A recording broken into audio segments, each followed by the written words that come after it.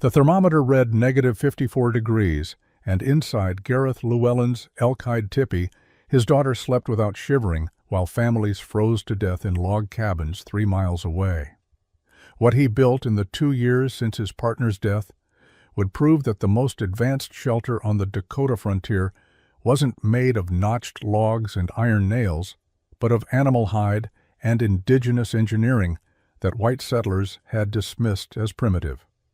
Before we begin, let us know in the comments where you're watching from, and if stories of frontier innovation move you, subscribe because tomorrow's tale is even more impossible than this one. Gareth Llewellyn woke to absolute silence. Not the peaceful quiet of a calm winter morning, but the oppressive stillness that came when air itself became too cold to carry sound. He didn't need to check the thermometer outside to know the temperature had dropped into ranges that killed careless men. He had felt this kind of cold only twice before in his 4 years on the Dakota frontier, and one of those times had cost Owen Griffiths his life. He lay still for a moment beneath buffalo robes and wool blankets, listening. The fire in the center pit had burned down to coals during the night, exactly as intended. Above him, the conical ceiling of the teepee rose 15 feet to the smoke hole at the apex, where the lodge poles crossed. Condensation that would have frozen into killing ice in a log cabin had instead risen with the warm air and escaped through the ventilation system he had engineered into the smoke flaps.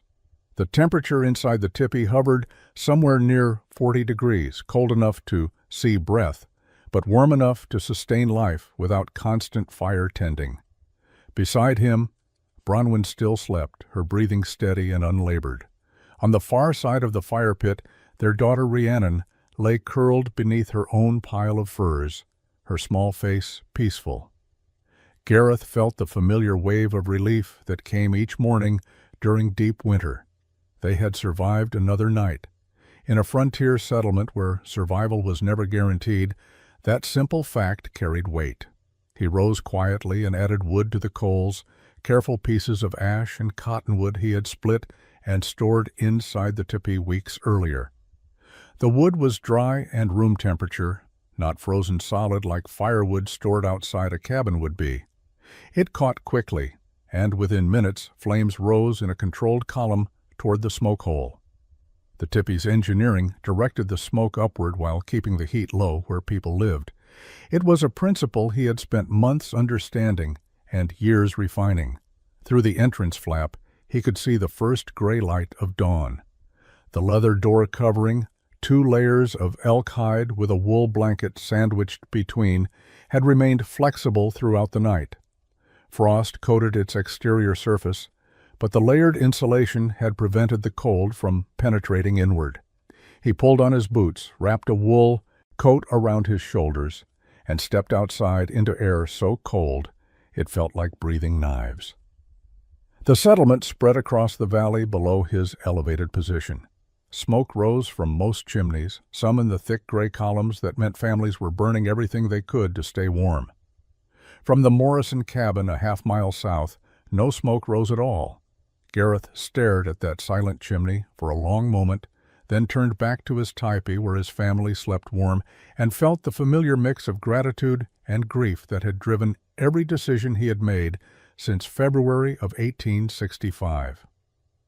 Gareth Llewellyn had arrived in Dakota Territory in the spring of 1863 with a wagon, 2 horses, basic supplies, and no clear plan beyond heading west. He was 28 years old, the son of a Welsh coal miner who had immigrated to Pennsylvania when Gareth was 12. He had worked in the mines until his father's death in 1861, then sold everything and left the darkness underground for the open sky of the frontier.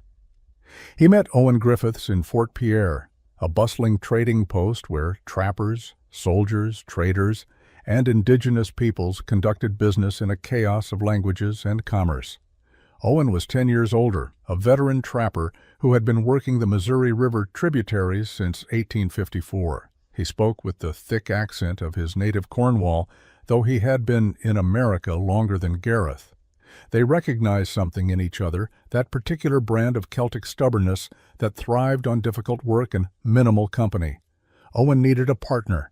Trapping was dangerous alone and more profitable with two men working together. Gareth needed knowledge. He knew nothing about surviving in this landscape, nothing about reading weather or tracking game or identifying safe water. The partnership formed naturally over whiskey and conversation in a Fort Pierre trading room that smelled of wood smoke and animal pelts. They worked well together. Owen taught Gareth how to read the prairie, how to predict storms by watching the behavior of birds and the color of the sky. He showed him how to set beaver traps, how to process pelts, how to cache supplies against theft and weather. Gareth learned quickly and worked tirelessly. By the end of their first season together, they had accumulated enough furs to make a decent profit. In the fall of 1863, they built a cabin near the confluence of two creeks in what would later become the southeastern corner of Dakota Territory. The cabin was standard frontier construction. They selected a site with good water access and timber nearby. They cut logs, notched them at the corners, stacked them into walls. They chinked the gaps with mud and moss. They built a simple door, a stone fireplace, a roof of poles and sod. The entire structure took them 6 days to complete. It was adequate. The cabin kept out wind and rain. The fireplace drew properly and heated the single room to tolerable temperatures during the moderate cold of that first winter. They spent the cold months inside, playing cards, maintaining equipment, and planning the next season's trap lines. When spring came in 1864, they emerged and went back to work. They trapped together for 2 full seasons. Gareth came to consider Owen not just a partner, but a friend, perhaps the closest friend he had ever had. They shared the peculiar intimacy of men who depended on each other for survival in an environment that showed no mercy to mistakes. That friendship made what happened in February of 1865 even harder to bear. February 18, 1865 began as an unremarkable winter day. Cold, but not dangerously so. Gareth and Owen had been checking trap lines along the eastern creek, working systematically through the sets they had placed weeks earlier.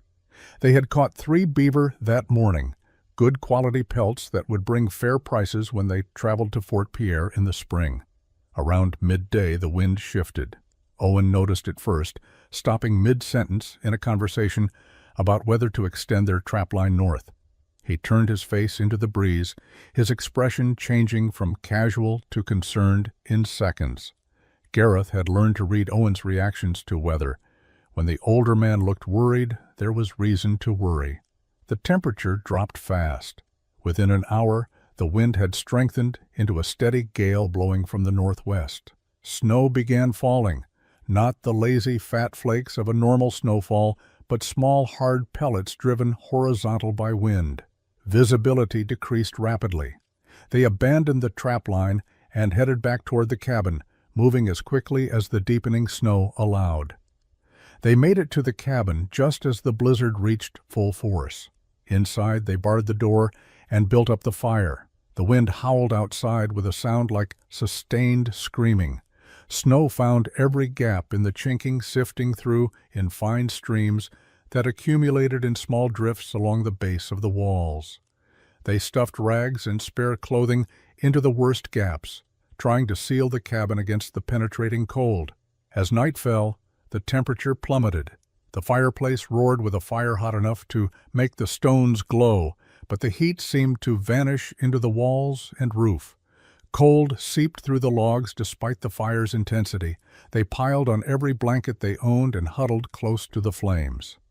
Owen started shivering around midnight. Deep, uncontrollable shaking that he couldn't stop despite being wrapped in furs and sitting 2 feet from the fire. Gareth added more wood, building the fire so large that sparks flew up the chimney and the heat was almost unbearable on his face, but his back remained cold. The cabin's construction couldn't hold heat against this level of cold. By dawn, Owen had stopped shivering. That was worse. Gareth knew enough to recognize the danger. when a man stopped shivering in extreme cold. His body was shutting down. He tried to rouse Owen, tried to get him to move, to drink warm water, to stay conscious. Nothing worked. Owen Griffiths died 2 hours after sunrise on February 19, 1865, sitting 3 feet from a roaring fire inside a cabin with walls and a roof. He froze to death because the shelter they had built, using every standard frontier technique, couldn't protect him against extreme cold. Gareth buried Owen on a hillside above the creek when the blizzard finally broke 3 days later. He dug through frozen earth with a pickaxe, working for hours to create a grave deep enough. He wrapped Owen's body in blankets, lowered it into the ground, and covered it with soil and rocks. He spoke no words over the grave. He wasn't a religious man, and Owen hadn't been either. The work itself was the only tribute that mattered. He returned to the cabin and sat alone for a week, unable to process what had happened.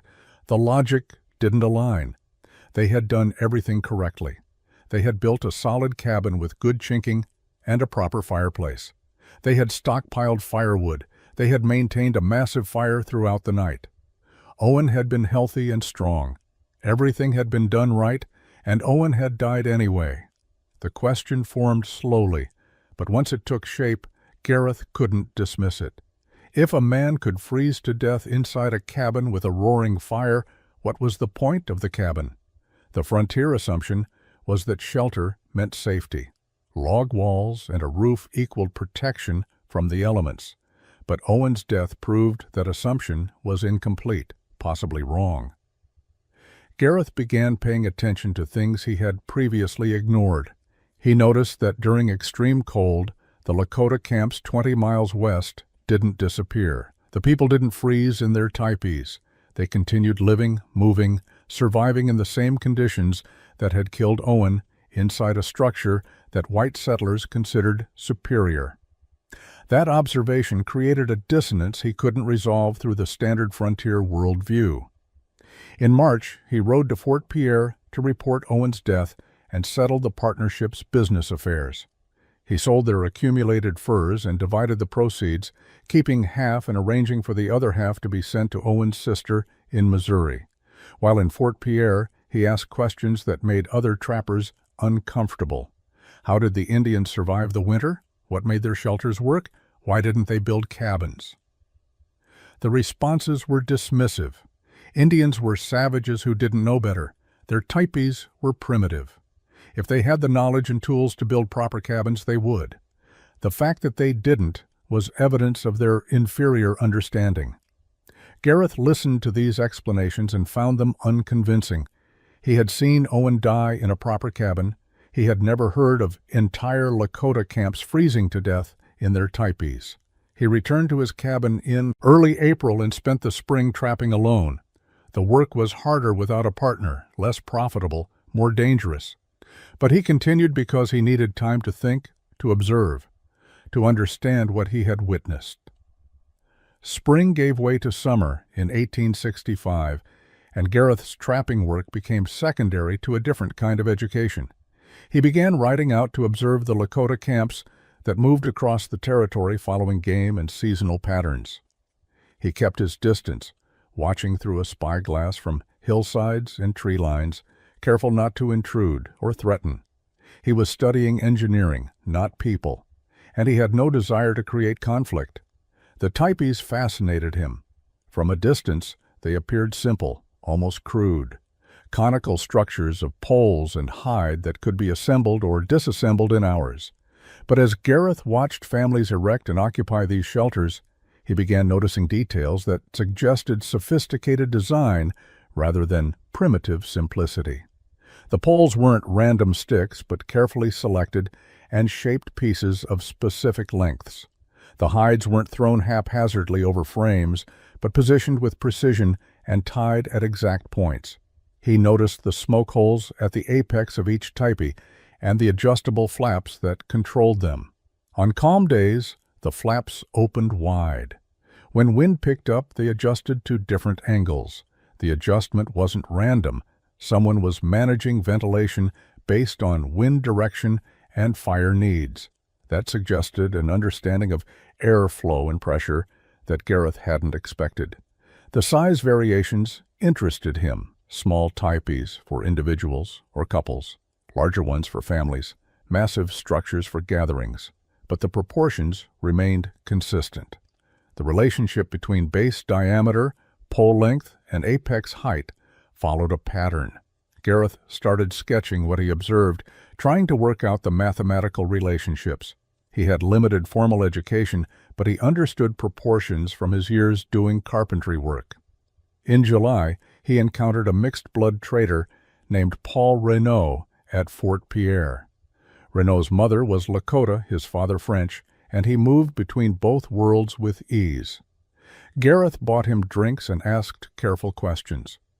Not about Indian customs or beliefs, which might have seemed intrusive, but about practical construction details. Why that pole angle? Why that specific hide preparation method? What materials worked best? Renaud answered freely. There was no secret knowledge being protected, just practical engineering developed over generations. The poles needed to be straight and strong, usually lodge pole pine. The angle created structural stability while maximizing interior space. Hides needed to be processed to remain flexible in cold weather, which required specific scraping and smoking techniques. The double-wall liner system created dead airspace for insulation. Every element served multiple purposes. Gareth filled a notebook with observations and explanations. He sketched pole configurations, noted hide counts for different size structures, recorded processing techniques. Other trappers who saw him working on these drawings asked what he was planning. He gave vague answers about curiosity and past time. The truth was more specific. He was planning to build a tipi, not as an experiment or cultural gesture, but as a superior shelter solution based on engineering principles he now understood. He just wasn't ready to face the mockery that announcement would bring. By late summer of 1865, Gareth had moved beyond observation to analysis. He understood how tipis functioned, but he needed to understand why specific materials were chosen. The standard tipi covering was buffalo hide, which made sense across most of the plains where buffalo were abundant. But in the wooded valleys and foothills where Gareth operated, buffalo were scarce. Elk were plentiful. He began studying elk hides with the same intensity he had studied tipi construction. He acquired several hides through hunting and examined their properties. Elk hide was thicker than deer, but more flexible than buffalo. The thickness ranged from an 1/8 inch to nearly a 1/4 inch, depending on the animal's age and the hide's location on the body. That thickness mattered. Thicker hide meant better insulation, but also more weight and less flexibility. The natural oil content was significant. Elk hide, properly processed, retained oils that kept the leather supple even in cold temperatures. Gareth tested this by leaving processed elk hide samples outside during cool September nights. In the morning, while dew had frozen on grass and wood, the elk hide remained pliable. The oil content prevented moisture absorption and subsequent freezing.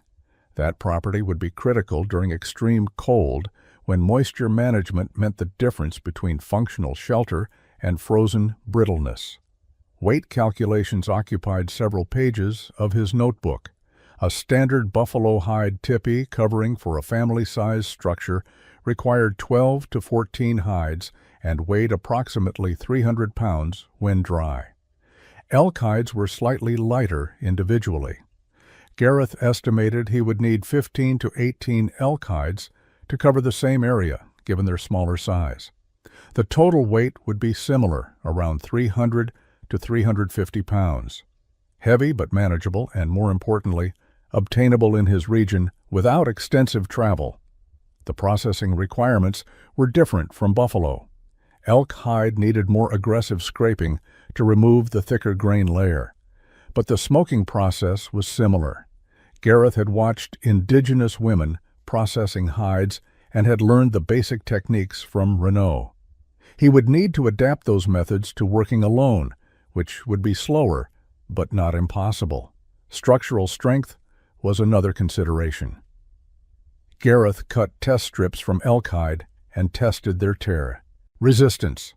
The hide was remarkably strong along the grain, resistant to tearing even under substantial force. Across the grain, it was less resistant but still tougher than he had expected. The hide's fibrous structure gave it properties similar to woven fabric, distributing stress across multiple connection points rather than concentrating it at single failure points. By October, Gareth had reached a conclusion. Elk hide would work. It might even be superior to buffalo hide for his specific situation. The thickness provided excellent insulation. The oil content ensured flexibility in cold. The availability meant he could gather materials without long expeditions. The only question remaining was whether he had the skill to process enough hides and construct a teepee that would actually protect him through a Dakota winter. There was only one way to find that answer. October through December of 1865 became a focused campaign of material acquisition. Gareth needed elk, and he needed them in numbers that would raise questions if anyone paid attention to his hunting patterns. He worked carefully, taking animals from different locations across a wide territory, never depleting any single area enough to be noticed. By early December, he had harvested 19 elk, selected specifically for hide quality. The processing work was brutal. Gareth had no help, no experienced hands to guide him through the tedious scraping and stretching. He worked alone in a crude processing shelter he built near the cabin, a simple frame structure open on one side. Each hide required days of labor. First came the fleshing, scraping away fat and tissue from the inner surface, using a sharpened elk leg bone shaped into a tool. The work left his hands raw and his shoulders aching. After fleshing came the brain tanning process. Gareth mixed elk brains with water to create a slurry, then worked this mixture into the hide fibers. The brains contained oils and enzymes that broke down the hide's structure and made it soft. He had observed this process but had never performed it himself. His first 3 hides came out stiff and partially tanned, failures that taught him to work the mixture more thoroughly into every section of leather. The smoking came last. Gareth built a small smoke lodge using green willow branches bent into a dome frame and covered with old canvas. He hung hides inside and burned rotten wood that produced thick smoke without flame. The smoke needed to penetrate completely, giving the hide its characteristic tan color and waterproof properties. Too little smoke meant the hide would stiffen when wet. Too much could make it brittle. He learned by ruining 2 more hides before finding the right balance. By January of 1866, he had 14 usable elk hides. Not perfect, but functional. He had also ruined 5 hides through processing errors, which meant he needed to hunt 4 more elk to reach his target of 18 hides. The winter. Hunting was harder, but he managed it through February, taking animals carefully and processing their hides in the frigid air of his processing shelter. The poles required a different kind of effort. He needed 21 poles, each approximately 20 feet long, straight, and strong enough to support the weight of hide covering plus wind load. Lodge pole pine was ideal, but scarce in his immediate area. He traveled 3 days north to a creek valley where the right trees grew and spent 2 weeks cutting, trimming, and shaping poles. He transported them back in 3 trips using a travois rig pulled by his horse. Additional materials accumulated slowly: sinew for sewing, gathered from elk backstraps, and dried into strong cordage. Wooden pegs whittled from oak branches during evening hours, a large piece of canvas acquired from a trader destined to become the inner liner, tools he already owned or could make. By March of 1866, everything was ready. March of 1866 was still cold, but the worst of winter had passed. Gareth selected a construction site with the same care he had used for material selection. He chose elevated ground 50 yards from the creek, a slight rise that provided drainage and visibility. The location was defensible, not that he expected attack, but visibility mattered for weather observation and game spotting. The ground was level enough to support a circular structure without major excavation. He began with the tripod, the critical foundation of Tipi engineering. 3 poles bound together at the top and spread at the base created the initial framework. The binding point needed to be exactly right. Too loose, and the structure would sway dangerously in wind. Too tight, and the poles couldn't spread to the proper angle. Gareth used the technique he had observed, wrapping strong rope in a specific pattern that allowed adjustment while maintaining security. Once the tripod stood stable, he added the remaining 18 poles, laying them into the tripod's apex framework in a pattern that distributed weight evenly. The poles formed a cone shape approximately 16 feet in diameter at the base and rising 20 feet to the apex. The angle wasn't arbitrary. Gareth had calculated it based on observations and sketches. Too steep and the interior space became unusable. Too shallow and the structure lost strength, and smoke ventilation failed. The hide covering came next, and this was where Gareth's lack of experience showed most clearly. He had sewn the 18 elk hides together over the previous month, creating a massive semicircular covering that would wrap around the pole framework. The sewing used elk sinew thread and a pattern of overlapping seams that he had copied from diagrams in his notebook. The finished covering weighed nearly 300 pounds. Raising the covering required a technique Gareth had to devise himself. Traditional raising used a lifting pole and multiple people. Working alone, he rigged a pulley system using rope and a high branch on a nearby tree. He attached the covering to the rope, hoisted it into position, then carefully wrapped it around the pole framework. The process took an entire day and resulted in several adjustments before the covering sat correctly. The smoke flaps were critical components he had studied extensively. 2 triangular pieces of hide extended above the main covering, attached to poles that could be moved from inside the tipi to adjust the smoke hole opening. Gareth positioned these flaps carefully, ensuring they could pivot properly and that their size matched the diameter of the smoke hole. The relationship between fire size, interior volume, and smoke hole dimension was mathematically specific. Too small a hole, and smoke would accumulate inside.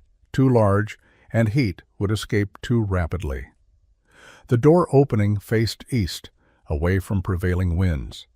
Gareth cut an oval doorway in the hide covering and reinforced its edges with additional strips of leather to prevent tearing. He would build a proper door later, but for now, he hung a heavy blanket as a temporary covering. By sunset, the basic structure stood complete.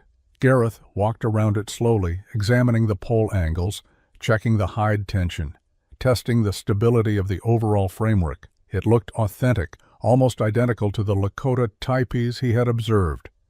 Whether it would actually function as shelter remained to be proven. The exterior structure was only half the engineering. The interior required equal attention to detail, and this was where Gareth's understanding of heat physics became critical. He began with the fire pit, positioning it not at the exact center of the tipi, but slightly toward the back wall. This offset placement served multiple purposes. It created more usable floor space near the entrance and improved the smoke draw by positioning the fire directly beneath the smoke hole's natural draft pattern. He excavated the fire pit carefully, digging down 8 inches and creating a circular depression 18 inches in diameter.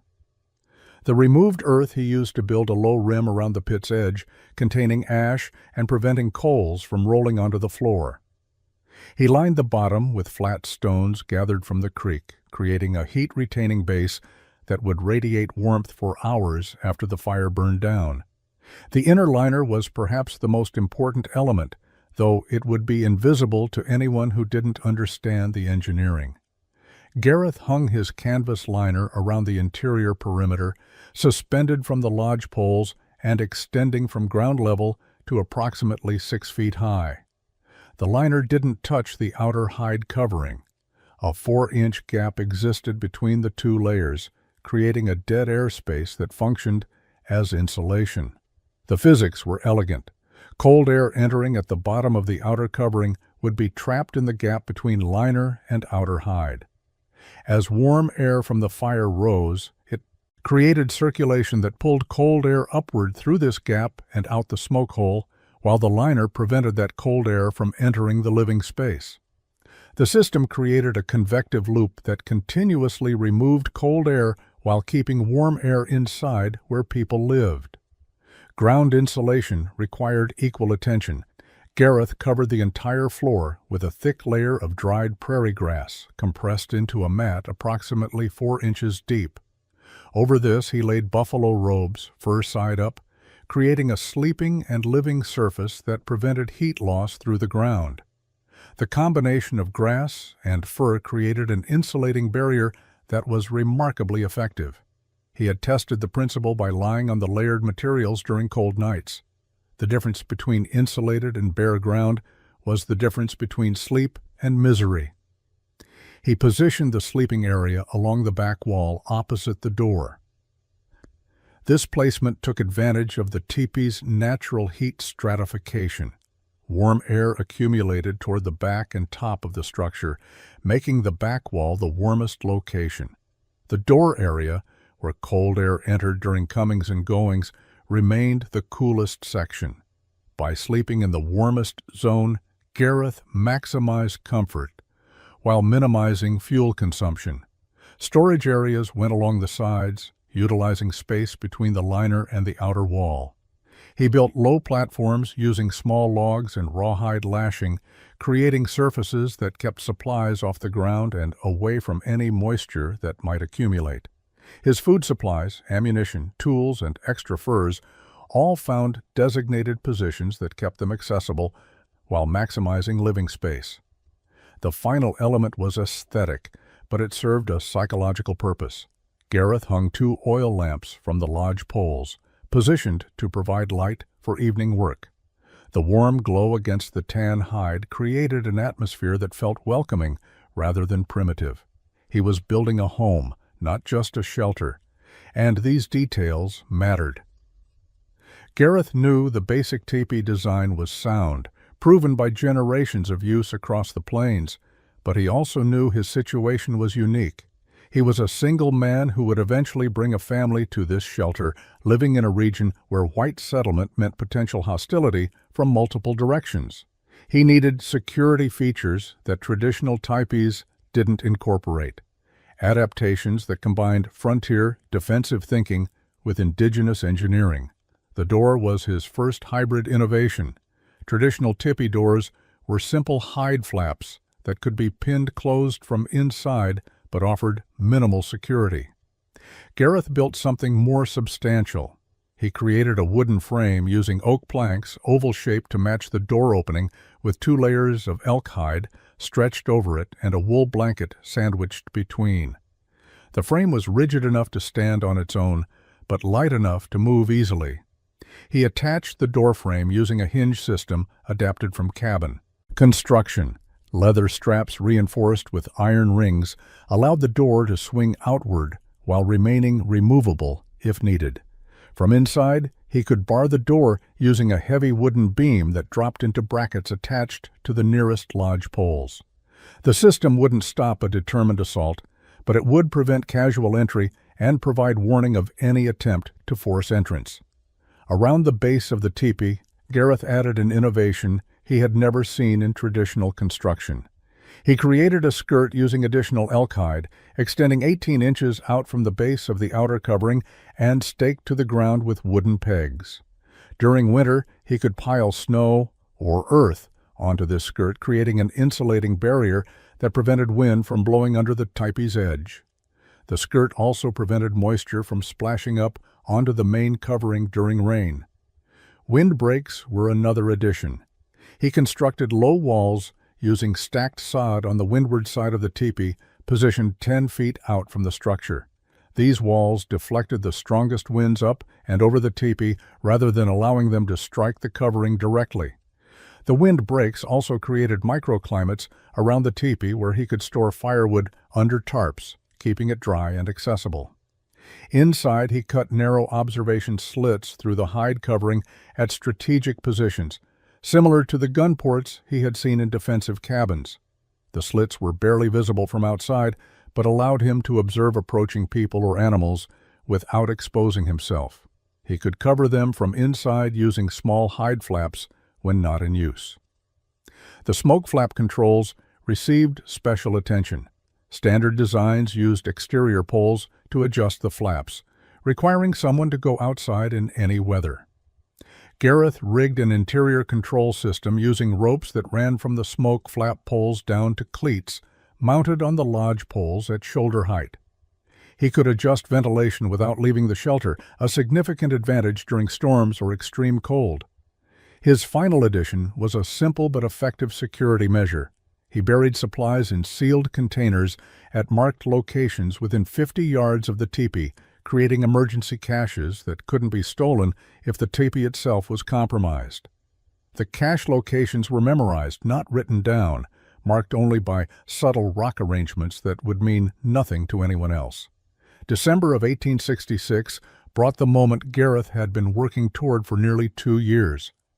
He rode to Fort Pierre and sent a carefully worded letter to Bronwyn Pritchard in St. Louis.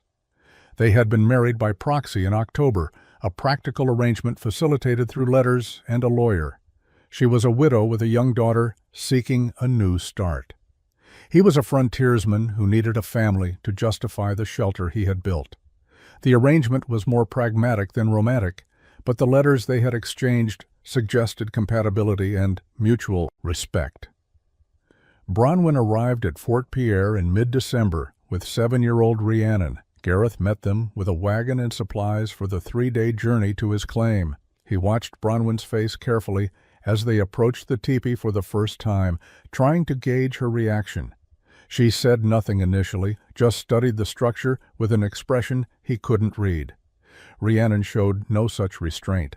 She thought the teepee looked like something from a storybook and immediately wanted to explore inside. The interior seemed to satisfy Bronwyn more than the exterior. She examined the fire pit, the sleeping arrangements, the storage systems, the food supplies Gareth had accumulated. She tested the door's security, checked the stability of the lodge poles, and ran her hand along the canvas liner. Finally, she turned to Gareth and asked a single practical question. Would it keep them warm through winter? He told her honestly that he believed it would, but that they would find out together. The settlement's reaction was less measured. Word spread quickly that the Welshman trapper had brought a wife and child to live in an Indian teepee. Within a week, 3 separate families made the journey to see for themselves. The visitors were uniformly skeptical. A teepee might work for savages who didn't know better, but no civilized family should be living in animal hide when proper cabins could be built. Thomas Morrison, whose cabin was the closest to Gareth's claim, was particularly vocal. He had a wife and 3 children living in a 2-room log structure he had built the previous year.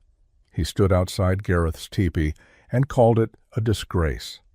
No white child should be raised in savage conditions. If Gareth couldn't provide proper housing, Morrison suggested the community should intervene for the child's welfare. Gareth listened without responding to the criticisms. He had expected them. The frontier had rigid ideas about civilization and propriety, and living in indigenous-style housing violated those standards regardless of engineering merit. He knew no amount of explanation would convince people who viewed the situation through cultural prejudice rather than practical assessment. Bronwyn proved to be his unexpected defender. When Margaret Morrison made a comment about poor Rhiannon suffering in primitive conditions, Bronwyn smiled coldly and invited the Morrisons inside. She showed them the warm interior, the organized living space, the substantial food stores. She pointed out that Rhiannon was clean, well-fed, and comfortable. Then she asked Margaret how much firewood the Morrison cabin required per day to maintain livable temperature. The answer was substantially more than what Gareth's teepee consumed. The Morrisons left without further comment, but the community judgment had been rendered. Gareth Llewellyn had gone native. His family would suffer for his poor decisions. Winter would prove them right. January of 1867 tested the teepee through. Normal winter conditions.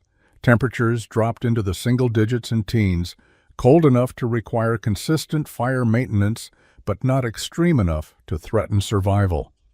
Gareth established routines that kept the teepee functioning efficiently. He woke twice each night to add wood to the fire, maintaining a low burn that provided steady heat without consuming fuel wastefully. Bronwyn adapted to Tipi life with practical efficiency. She organized the interior space, creating designated areas for cooking, sleeping, and daily activities. She taught Rhiannon to respect the fire pit's boundaries and to move carefully around the lodge poles. The confined space required discipline and awareness, but it also created intimacy. The family lived in close proximity, sharing warmth and space in ways that felt natural rather than restrictive. The teepee's performance exceeded Gareth's expectations in several ways. The canvas liner system worked exactly as designed, creating an insulating barrier that trapped warm air while venting cold. The smoke management proved remarkably effective. Even when wind shifted direction rapidly, the adjustable smoke flaps allowed Gareth to maintain proper ventilation without filling the interior with smoke. Fuel consumption was notably lower than cabin heating would require. The teepee's smaller volume and superior insulation meant a modest fire provided adequate warmth.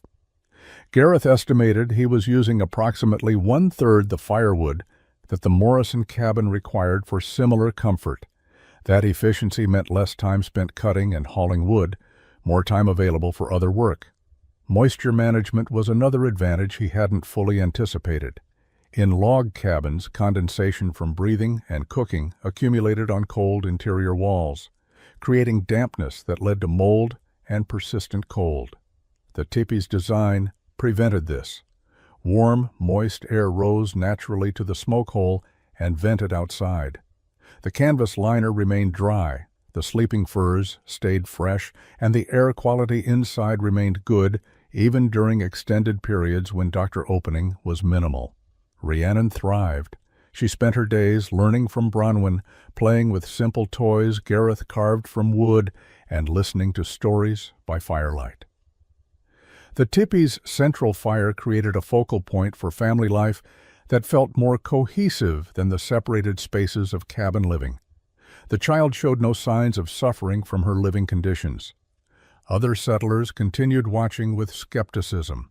Several families made excuses to visit during January, ostensibly for social calls, but clearly checking on the family's welfare. They found Gareth, Bronwyn, and Rhiannon healthy and comfortable. The visitors said little, but their expressions conveyed continued doubt. Normal winter weather proved nothing. The real test would come when serious cold arrived. Gareth made small adjustments based on January's experience. He added extra grass insulation under the sleeping areas. He repositioned one storage platform to improve air circulation. He adjusted the smoke flap control ropes to make ventilation changes smoother.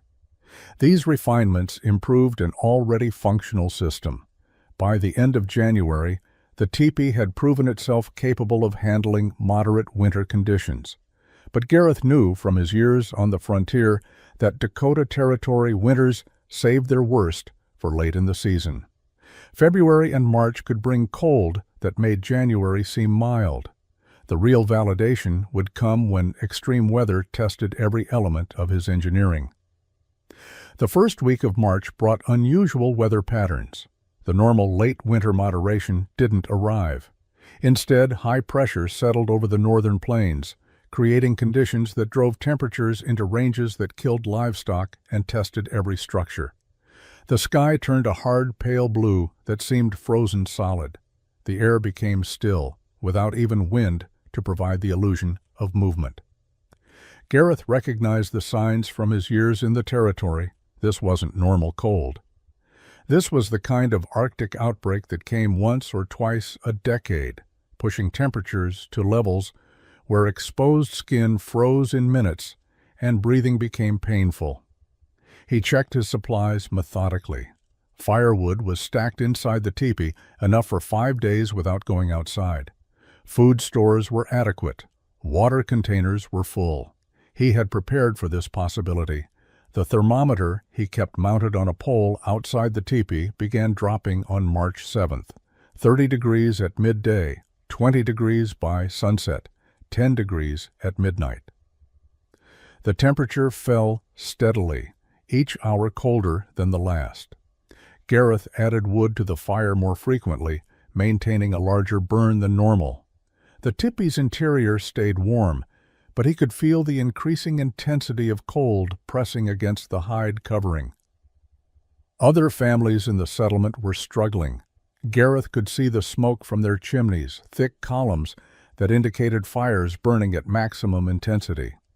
The Morrison cabin, visible from his elevated position, had smoke pouring from its chimney in a gray plume that spoke of desperate fuel consumption. They were burning everything they could to stay warm. On March 8th, the temperature reached -20 degrees. Gareth had experienced cold like this before, the winter Owen died. He remembered how inadequate the cabin had been, how the cold had penetrated despite fire and walls. Inside the teepee, the temperature hovered around 45 degrees, cool enough to require warm clothing, but warm enough to sustain life comfortably. The engineering was holding.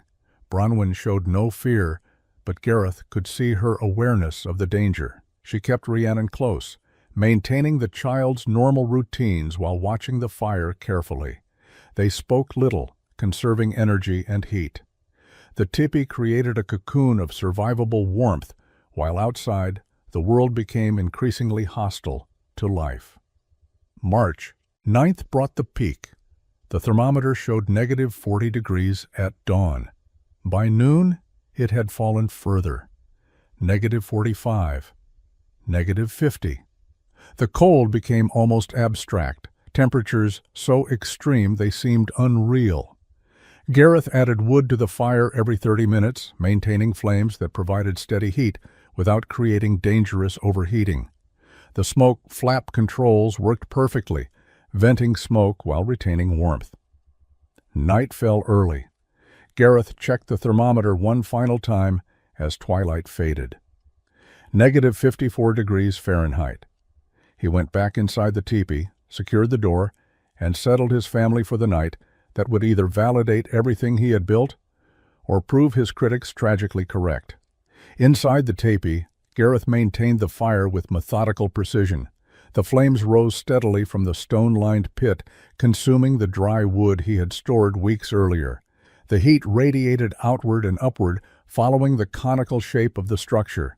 The canvas liner trapped this warmth in the living space, while the gap between liner and outer hide created the convective loop that pulled cold air up and out through the smoke hole. The temperature inside the teepee stabilized around 40 degrees. Cold enough that breath formed visible clouds, but warm enough that the cold wasn't dangerous. Gareth, Bronwyn, and Rhiannon sat wrapped in buffalo robes near the fire, comfortable despite the killing cold, less than 2 inches away on the other side of the hide covering. The insulation system was working exactly as designed. Outside, the wind had died completely. The air was too cold to move. Frost formed on every surface in crystalline patterns that caught starlight. The thermometer's mercury column had contracted to its lowest mark and stopped. -54 degrees was beyond the instrument's measuring capacity, but Gareth knew the temperature had stabilized somewhere in that range. He had seen cold like this only once before, the night Owen died. He listened to the sounds of the night, the fire's crackling, Bronwyn's steady breathing, Rhiannon's occasional shifting under her furs. The teepee itself made small noises as materials contracted in the cold. The lodge poles creaked minutely. The hide covering made soft sounds as temperature differentials created minor movements, but there were no sounds of structural stress, no indications of failure. Around midnight, Rhiannon fell asleep. Bronwyn followed an hour later, her trust in Gareth's engineering allowing her to rest despite the extreme conditions. Gareth remained awake, not from worry, but from awareness. This was the test he had been preparing for since Owen's death. Every decision about materials, every calculation of insulation values, every detail of construction had been aimed at surviving exactly this situation. He added wood to the fire every 45 minutes through the night, maintaining consistent heat output without allowing the fire to burn too large. The fuel consumption was moderate, sustainable, through multiple days of extreme cold, if necessary. The teepee's small interior volume and excellent insulation made heating efficient in a way that large cabin spaces could never match. The smoke ventilation continued working flawlessly. The adjustable flaps allowed him to fine-tune the smoke hole opening based on fire size and draft conditions. Smoke rose in a straight column and exited cleanly. No accumulation occurred inside. The air remained breathable and clear. In the darkest hours before dawn, Gareth allowed himself a moment of reflection. Owen had died in a cabin that frontier wisdom considered proper shelter. Gareth's family was surviving extreme cold in a structure that same wisdom dismissed as primitive. The irony was sharp. Indigenous peoples had developed engineering solutions superior to European construction for specific conditions, but prejudice prevented most settlers from recognizing that truth. Dawn came slowly on March 10, 1867. The sky lightened from black to deep blue to pale gray. Gareth checked the fire one final time, added fresh wood, and waited for enough light to assess the world outside. Gareth opened the teepee door carefully. The leather hinges were stiff from cold, but functional. The first breath of outside air burned his lungs. He stepped out onto snow that crunched under his boots with a sound like breaking glass. The world was utterly still. No wind, no bird sounds. Nothing moved in the frozen landscape. The thermometer still read its minimum measurement, but the mercury column had risen slightly. -48 degrees, perhaps -45. Still dangerously cold, but the worst had passed. Gareth scanned the valley where other homesteads were scattered. Smoke rose from several chimneys, thin columns in the still air. But from the Morrison cabin, no smoke showed. He stood looking at that silent chimney for several minutes, hoping to see smoke appear. Nothing changed. The absence of smoke from a chimney on a morning this cold meant only one thing. Either the family had abandoned the cabin, which was unlikely in these conditions, or they hadn't survived the night. Two other cabins also showed no smoke. The Hendricks place, a mile north. The Weber cabin to the east. 3 families, possibly 12 to 15 people total, with no signs of life on a morning when fires should be burning at maximum intensity. Gareth felt the familiar weight of grief settling over him. He had known this cold would kill. He had hoped his neighbors would survive, but frontier cabins weren't designed for Arctic conditions. He went back inside the teepee. Bronwyn was awake, heating water for morning coffee. Rhiannon still slept under her furs. The interior was warm, the air clear, everything functioning as designed. The contrast between his family's safety and the probable tragedy in the valley was stark. By mid-morning, a rider came from the settlement center. Jacob Thornton, one of the few men who had never openly mocked Gareth's housing choice, looked exhausted and grim. He confirmed what Gareth had feared. The Morrison family was dead, frozen in their cabin despite a fire that had apparently burned through the night. The chimney had filled with ice from condensation, blocking the smoke. They had suffocated from smoke accumulation while simultaneously freezing. The Hendricks family had survived but suffered severe frostbite. They had abandoned their cabin during the night and taken shelter in their barn with their livestock, using animal body heat to stay alive. The Weber family was gone entirely.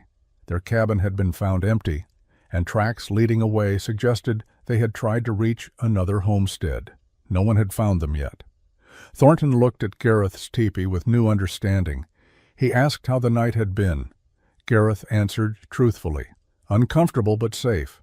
The teepee had maintained livable temperature throughout. His family was unharmed. Thornton nodded slowly. processing this information against everything he had assumed about proper frontier shelter. News spread through the surviving families within hours. The Welshman and his family had weathered the killing cold in their Indian tipi, while good Christian families froze in proper cabins. The irony wasn't lost on anyone. Neither were the implications about which engineering approach was actually superior for extreme conditions. Gareth spent the days following the crisis helping survivors. He shared firewood with families whose supplies had been exhausted during the extreme cold. He offered shelter in his teepee to the Hendricks family while they recovered from frostbite, though they politely declined. He helped bury the Morrisons in ground that required pickaxes to penetrate. The community's attitude toward him shifted, but not dramatically. There were no apologies for the mockery. No one admitted they had been wrong about teepee construction. Instead, a quiet acknowledgement settled over the settlement. Gareth Llewellyn had built something that worked. The proof was undeniable. His family was alive and healthy while others had died in structures considered superior. Thomas Morrison's oldest son, Peter, approached Gareth in late March. He was 17, now the head of his remaining family, after losing both parents and a younger sister to the cold. He asked Gareth direct questions about teepee construction. How much did materials cost? How long did building take? Could it be done by someone without experience? Gareth answered every question honestly. He didn't promote teepees as superior to all cabin construction. He explained that they were better for specific situations, particularly for people living in mobile or semi-permanent conditions, or in areas where extreme cold was common. For permanent settlement with access to good building materials, cabins had advantages. But for frontier survival, teepees offered benefits that most settlers didn't understand. Other men began asking similar questions, always quietly, often approaching Gareth when others weren't around. The inquiries had a pattern. Men would start by asking about some minor aspect of construction, testing whether Gareth would share information freely or guard his knowledge. When they found him willing to explain anything, the questions became more detailed and specific. By April, 3 families had begun building teepees. They framed the construction as temporary summer shelters for hunting camps or secondary structures for storage. No one admitted they were building winter housing. Frontier pride required maintaining the fiction that log cabins remained the proper choice for civilized people. But the engineering spoke for itself. Gareth watched these construction efforts with mixed feelings.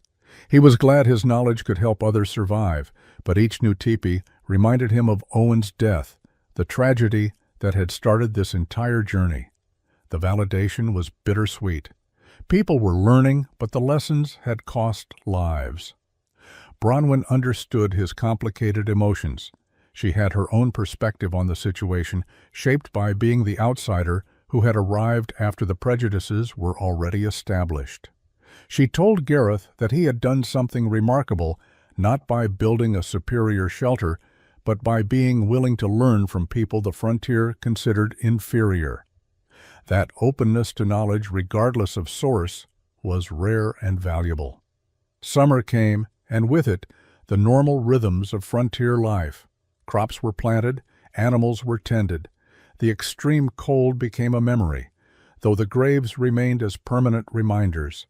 Gareth continued trapping and hunting, providing for his family while quietly improving his teepee based on a full winter's experience. The winter of 1867 through 68 saw a quiet transformation across the scattered homesteads of southeastern Dakota Territory. 5 families now maintained teepees alongside their log cabins, using the hide structures as primary winter housing while keeping cabins for storage and summer use. No one called them teepees in public conversation. They were referred to as winter lodges or temporary shelters, linguistic gymnastics that preserved pride while embracing practical engineering. Gareth became an informal consultant, visiting homesteads to advise on construction details. He shared his processing techniques for elk hide, explained the physics of the double-wall liner system, and demonstrated proper smoke flap adjustment. He never charged for this knowledge. Survival information shouldn't be commodified when sharing it freely could save lives. The adaptations other families made interested him. Some combined teepee design with cabin construction techniques, creating hybrid structures that used hide coverings over log frameworks. Others built smaller teepees than garreths, optimizing for couples rather than families. One family built an oversized tipi that could house two families, creating a communal living space during extreme cold. By 1870, the scattered settlement had developed a distinct winter survival pattern. Families maintained permanent cabins for warm weather living, but had access to hide shelters for cold weather efficiency. The arrangement wasn't universal. Some settlers refused to adopt indigenous technology regardless of demonstrated benefits. But enough families made the transition that teepee construction became an accepted, if not openly celebrated, element of regional frontier culture. Gareth's role evolved from innovator to teacher. Young men preparing to establish their own homesteads sought his guidance on shelter construction.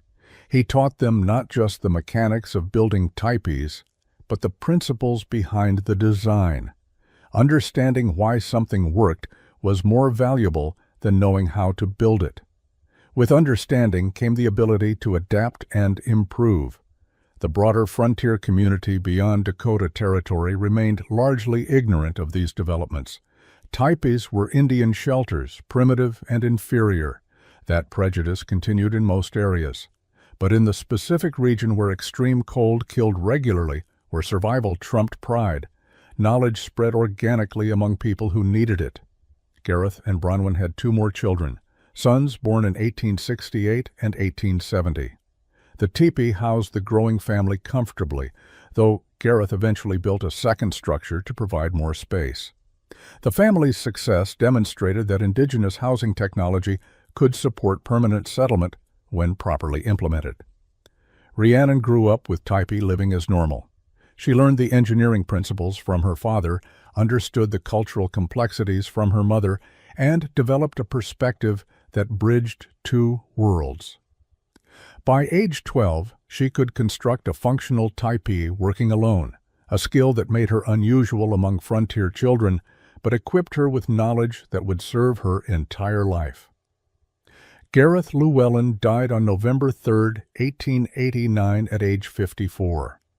He passed quietly in his sleep in the ranch house he and Bronwyn had built in eastern Wyoming Territory, far from the Dakota settlement where he had first constructed his elk hide tipi.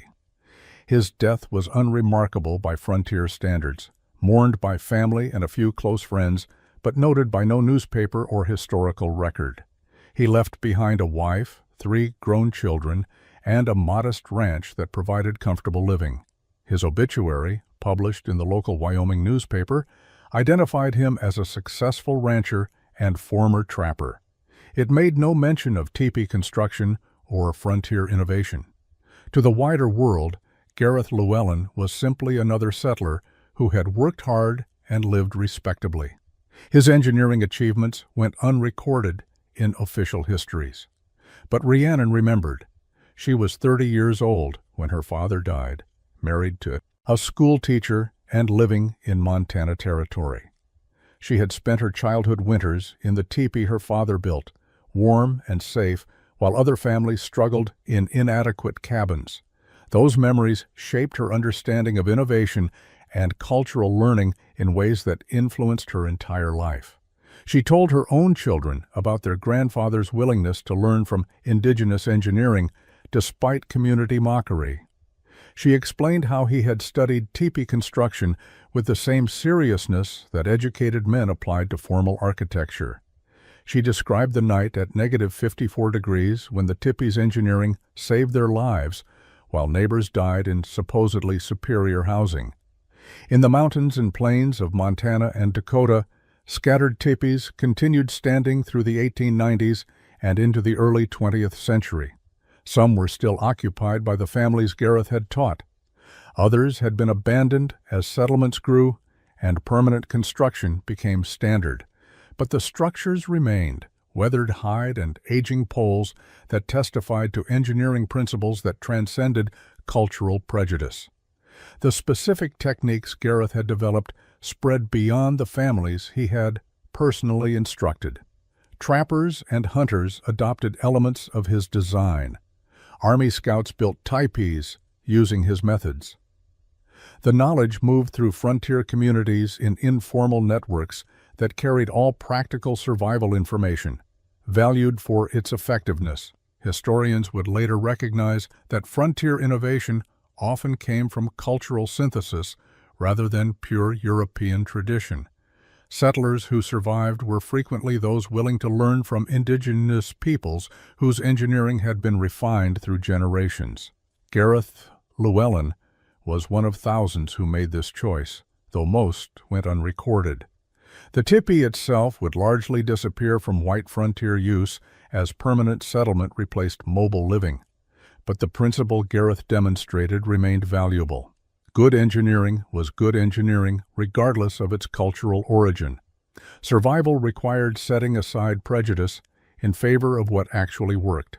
The story of a Welsh trapper who built an elk-hide tipi and saved his family at -54 degrees illustrates a truth about frontier development. Progress wasn't linear movement from primitive to advanced. It was complex synthesis of multiple knowledge systems, with innovation coming from unexpected combinations of traditional wisdom and practical necessity.